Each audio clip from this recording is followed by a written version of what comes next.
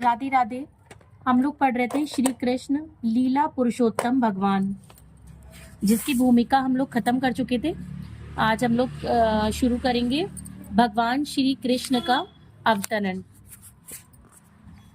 एक बार ये संसार ऐसी राजाओं की अनावश्यक सैन्य शक्ति से बोझिल हो गया जो वास्तव में असुर थे, किंतु अपने आप को राजा मान रहे थे। तब सारा संसार विक्षुब्ध हो उठा और पृथ्वी की अधिष्ठात्री देवी, जिसे भूमि कहते हैं, इन आसुरी राजाओं से उत्पन्न अपनी विपदाओं को बताने के लिए ब्रह्मा जी के पास गई। भूमि ने गाय का रूप धारण किया और वह सजल नेत्र से आंसू भरकर ब्रह्मा के समक्ष प्रकट हुई। वह शोकार्त थी और श्री भगवान की करुणा जगाने के लिए रो रही थी। उसने पृथ्वी की विपदाग्रस्त स्थिति का वर्णन किया। इसे सुनकर ब्रह्मा अत्यंत दुखित हुए। वे तुरंत क्षीर सागर के लिए चल पड़े, जहां भगवान श्री विष्णु निवास करते हैं। श्री ब्रह्मा जी के साथ शिव जी इत्यादि सारे देवता थे और भूमि भी उनके साथ होली। क्षीर सागर के तट पर आकर ब्रह्मा जी भगवान श्री विष्णु को, जिन्होंने पहले वराह का दिव्य रूप धारण करके पृथ्वी लोक की रक्षा की थी, प्रसन्न करने का उपाय करने लगे। वैदिक मंत्रों में पुरुष सूक्त नामक एक विशेष प्रकार की प्रार्थना है। सामान्य रूप से देवतागण इसी पुरुष सूक्त का उच्चारण करके भगवान श्री विष्णु को नमस्कार करते हैं। यहाँ यह ज्ञातव्य है कि जब भी किसी लोक में कोई उपद्रव होता है, उस लोक का अधिष्ठाता देव इस ब्रह्मांड के स्वामी ब्रह्मा के पास जा सकता है और ब्रह्मा जी भी परमेश्वर श्री विष्णु के पास जा सकते हैं, किंतु वे वही प्रत्यक्ष दर्शन नहीं, अपितु क्षीर सागर के तट पर खड़े होकर उनका प्रत्यक्ष दर्शन कर सकते हैं। इस ब्रह्मांड के अंतर्गत श्वेत द्वीप नामक एक लोक है, जिसमें क्षीर सागर है। विविध वैदिक वाङ्मय से ज्ञात होता है कि जिस प्रकार इस लोक में लवण सागर है, उसी प्रकार अन्य लोकों में भी अनेक प्रकार के तरल सागर हैं। कहीं क्षीर सागर है तो कहीं तेल सागर और कहीं सुरा सागर तथा अन्य तरलों के सागर हैं।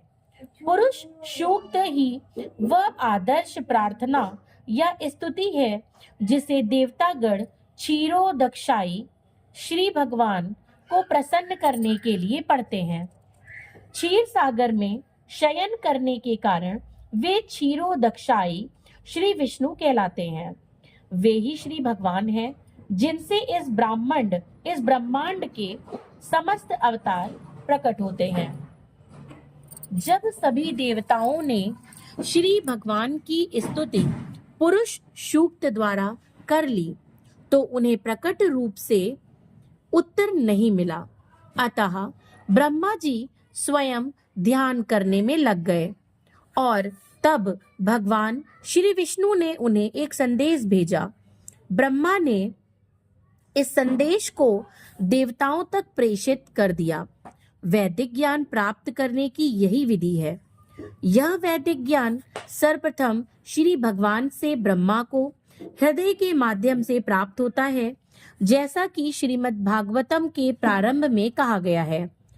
तेने ब्रह्म हृदय आदि कवये, वेदों का दिव्य ज्ञान हृदय के द्वारा ब्रह्मा तक प्रेषित हुआ।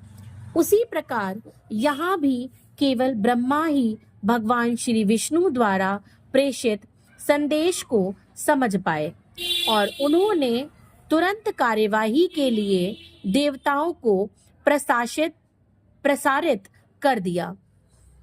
यह संदेश इस प्रकार था: श्री भगवान शीघ्र ही अपनी परम शक्तियों सहित पृथ्वी पर प्रकट होंगे और जब तक वे पृथ्वी लोक में असुरों के संहार तथा भक्तों के संस्थापन का उद्देश्य पूरा करने के लिए रहेंगे, तब तक देवताओं को भी उनकी सहायता के लिए वहीं रहना चाहिए। उन्हें तुरंत उस यदुवंश में जन्म ग्रहण करना चाहिए जिसमें यथा समय श्री भगवान भी प्रकट होंगे। भगवान श्री कृष्ण स्वयं वसुदेव के पुत्र रूप में प्रकट होंगे। उनके प्रकट होने के पूर्व सारे देवताओं को अपनी अपनी पत्नियों सहित संसार भर के विभिन्न पवित्र परिवारों में श्री भगवान को उनके कार्य में सहायता पहुंचाने के लिए प्रकट होना चाहिए। यहाँ पर तत्प्रियार्थम शब्द अत्यंत उपयुक्त है, जिसका अर्थ है कि देवताओं को चाहिए कि श्री भगवान को प्रसन्न करने के लिए इस पृथ्वी पर प्रकट हों। दूसरे शब्दों में, कोई भी जीव जो श्री भगवान को प्रसन्न करने के लिए ही जीवित रहता है वह देवता है।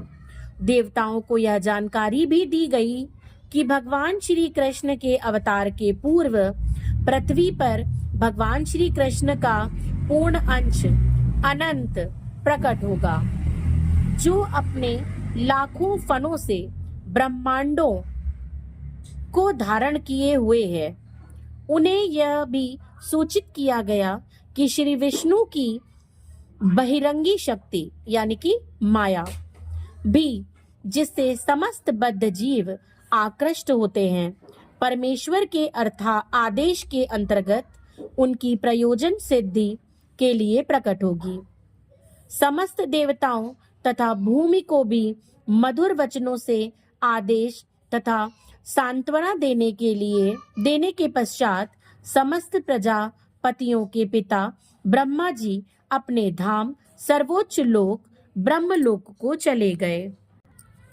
यदुवंश का नायक राजा सूरसेन मथुरा प्रदेश, जिसमें मथुरा नगर आता है, तथा उन्हीं के नाम से प्रचलित जनपद शूरसेन पर शासन कर रहा था।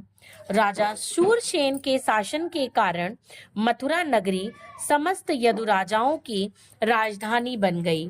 मथुरा इसलिए भी राजधानी बनी क्योंकि यदुओं का परिवार अत्यंत पवित्र था और वे जानते थे कि मथुरा ही ऐसा स्थान है जहां द्वारका के ही समान भगवान श्री कृष्ण का नित्य वास रहता है। एक बार सूरसेन के पुत्र वसुदेव देवकी को ब्याह कर अपनी नवपरिणीता पत्नी के साथ रथ पर चढ़कर अपने घर जा रहे थे। देवकी के पिता देवक ने प्रचुर दहेज दिया था क्योंकि वह अपनी पुत्री को अत्यधिक चाहता था। उसने सैकड़ों रथ दिए थे जो पूर्णतया स्वर्ण मणित थे। उस समय उग्रसेन का पुत्र कंस अपनी बहन देवकी को प्रसन्न करने के लिए वसुदेव के रथ के घोड़ों की रास स्वेच्छा से अपने हाथ में लेकर हाँकने लगा था। वैदिक सभ्यता की प्रथानुसार जब कन्या का ब्याह होता है तो उसका भाई अपनी बहन तथा अपने बहनोई को उनके घर ले जाता है। नवविवाहिता कन्या को अपने पिता के परिवार का विछोह न खले, इसलिए भाई उसके साथ तब तक जाता है जब तक वह अपनी ससुराल न पहुंच जाए। देवक ने जो पूरा दहेज दिया था वह इस प्रकार था: स्वर्ण हारों से मड़ित 400 हाथी, 15,000 सुसज्जित घोड़े तथा 1800 रथ। उसने अपनी पुत्री के साथ जाने के लिए 200 सुंदर बालिकाएं भी भेजने की व्यवस्था की थी। क्षत्रियों की विवाह प्रणाली, जो भारत में अब भी प्रचलित है, बताती है कि जब क्षत्रिय का विवाह हो तो दुल्हन के अतिरिक्त उसकी कुछ दर्जन तरुण सहेलियां भी राजा के घर जाएं। रानी की अनुचरियां दासी कहलाती हैं, किंतु वास्तव में वे रानी की सहेलियों की तरह कार्य करती हैं। यह प्रथा अनादिकाल से प्रचलित है और कम से कम 5000 वर्ष पूर्व भगवान श्री कृष्ण के अवतार के भी पहले से खोजी जा सकती हैं। इस प्रकार वसुदेव अपनी पत्नी देवकी के साथ 200 सुंदर कन्याएं भी लेते आए। आज यहीं पे विराम देंगे, इसके आगे की कथा कल पढ़ेंगे। राधे राधे।